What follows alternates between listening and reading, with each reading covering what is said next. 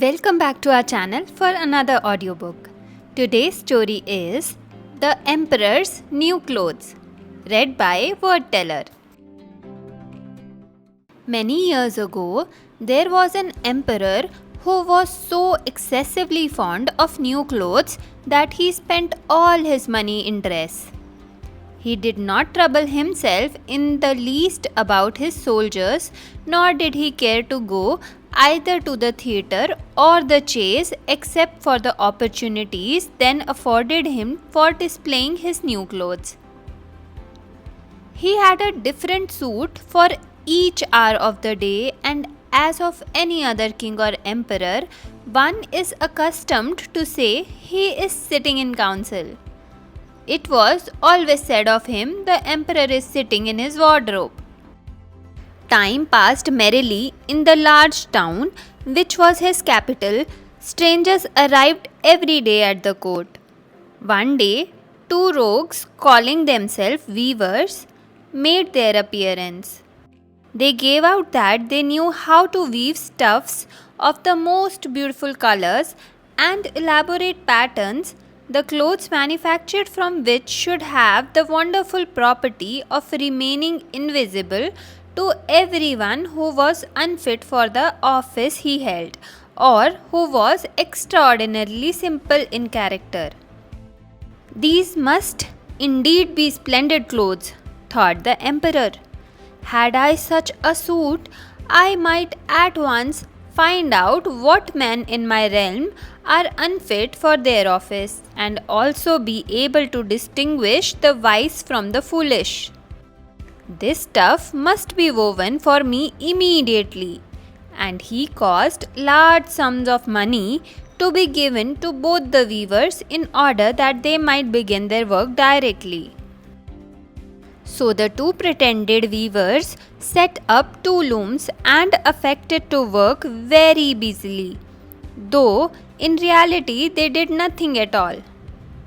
They asked for the most delicate silk and the purest gold thread, put both into their own knapsack, and then continued their pretended work at the empty looms until late at night. I should like to know how the weavers are getting on with my cloth, said the emperor to himself. After some little time had elapsed, he was, however, rather embarrassed when he remembered that a simpleton or one unfit for his office would be unable to see the manufacture.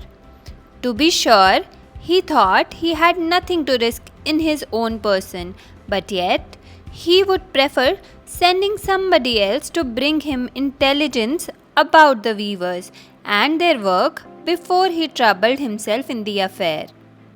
All the people throughout the city had heard of the wonderful property the cloth was to possess, and all were anxious to learn how wise or how ignorant their neighbors might prove to be. I will send my faithful old minister to the weavers, said the emperor at last. After some deliberation, he will be best able to see how the cloth looks, for he is a man of sense, and no one can be more suitable for his office than he is. So the faithful old minister went into the hall where the navs were working with all their might at their empty looms. What can be the meaning of this? Thought the old man, opening his eyes very wide. I cannot discover the least bit of thread on the looms. However, he did not express his thoughts aloud. The impostors requested him very courteously to be so good as to come nearer their looms, and then asked him whether the design pleased him and whether the colors were not very beautiful, at the same time pointing to the empty frames. The poor old minister looked and looked. He could not discover anything on the looms for a very good reason, which is there was nothing there. What? Thought he again. Is it possible that I am a simpleton? I have never thought so myself, and no one must know it now if I am so. Can it be that I am unfit for my office? No, that must not be said either. I will never confess that I could not see the stuff. Well, Sir Minister, said one of the navs, still pretending to work, you do not say whether the stuff pleases you. Oh, it's excellent, replied the old minister, looking at the loom through his spectacles. This pattern and the colors, yes, I will tell the emperor without delay how very beautiful I think them. We shall be much obliged to you, said the impostors. And then they named the different colors and described the pattern of the pretended stuff. The old minister listened attentively to their words in order that he might repeat them to the emperor, and then the navs asked for more silk and gold, saying that it was necessary to complete what they had begun. However, they put all that was given to them into their knapsacks and continued to work with as much apparent diligence as before at their empty looms. The emperor now sent another officer of his court to see how the men were getting on and to ascertain whether the cloth would soon be ready. It was just the same with this gentleman as with the minister.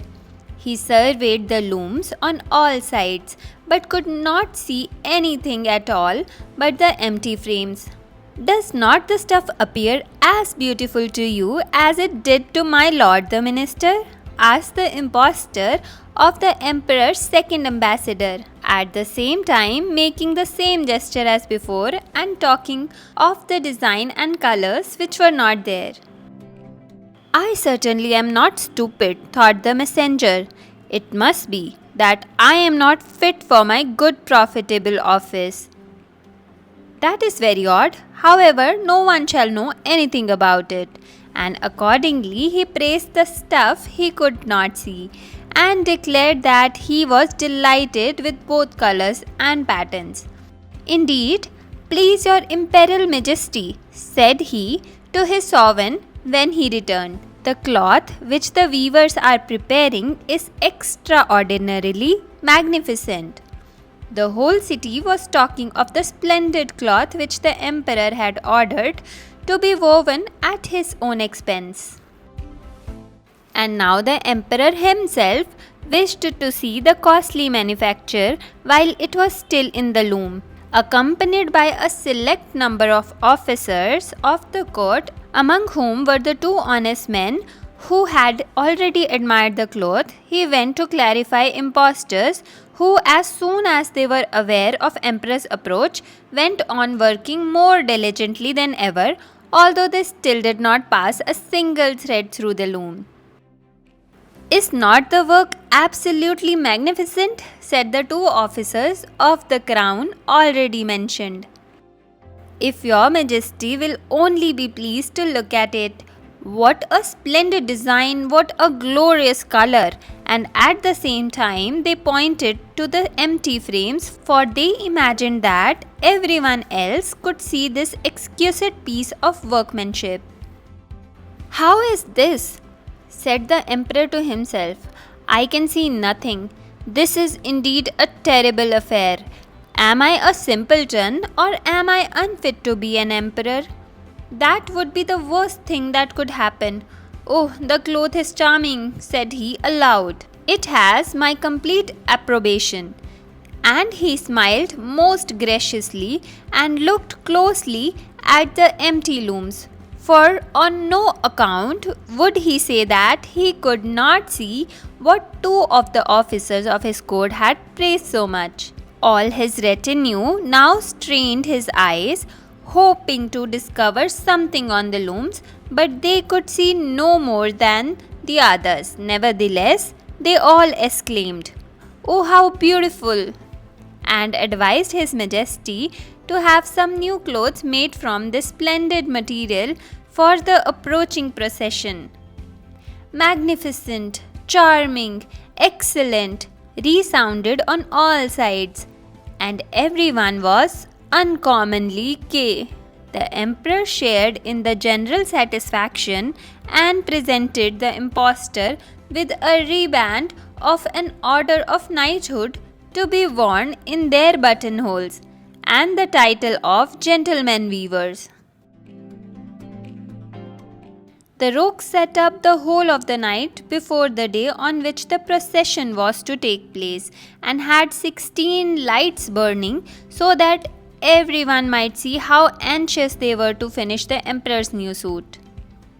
They pretended to roll the cloth off the looms, cut the air with their scissors, and sewed with needles without any thread in them. "See," cried they at last, "the emperor's new clothes are ready." And now the emperor, with all grand ease of his court, came to the weavers, and the rogues raised their arm as if in the act of holding something up, saying, "Here are your majesty's trousers. Here is the scarf. Here is the mantle. The whole suit is as light as cobweb. One might fancy one has nothing at all on when dressed in it. That, however, is the great virtue of this delicate cloth." "Yes, indeed," said all the courtiers, although not one of them could see anything of this exquisite manufacture. "If your imperial majesty will be graciously pleased to take off your clothes, we will fit on the new suit in front of the looking glass." The emperor was accordingly undressed, and the rogues pretended to array him in his new suit, the emperor turning round from sides to sides before looking glass. "How splendid his majesty looks in this new clothes, and how well they fit!" Everyone cried out, "What a design! What colours! These are indeed royal robes." "The canopy which is to be borne over your majesty in the procession is waiting," announced the chief master of the ceremonies. "I am quite ready," answered the emperor. "Do my new clothes fit well?" asked he, turning himself round again before the looking glass in order that he might appear to be examining his handsome suit. The lords of the bedchamber, who were to carry his majesty's train, felt about on ground, as if they were lifting up the ends of the mantle, and pretended to be carrying something, for they would by no means betray anything like simplicity or unfitness of their office. So now the emperor walked under his high canopy in the midst of the procession through the streets of his capital, and all people standing by and those at the windows cried out, "Oh, how beautiful are our emperor's new clothes! What a magnificent train there is to the mantle, and how gracefully the scarf hangs!"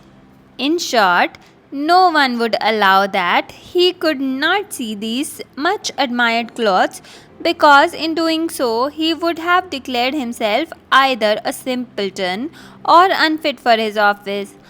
Certainly none of the emperor's various suits had ever made so great an impression as these invisible ones. "But the emperor has nothing at all on," said a little child. "Listen to the voice of innocence," exclaimed his father, and what the child had said was whispered from one to another. "But he has nothing at all on," at last cried out all people. The emperor was vexed, for he knew that people were right, but he thought the procession must go on. And the lords of the bedchamber took greater pains than ever to appear holding up a train, although in reality there was no train to hold. You were listening to The Emperor's New Clothes. If you have enjoyed this audiobook, then please subscribe to our channel. Thank you for being a word teller listener. We will be back with another audiobook shortly. Until then, happy listening.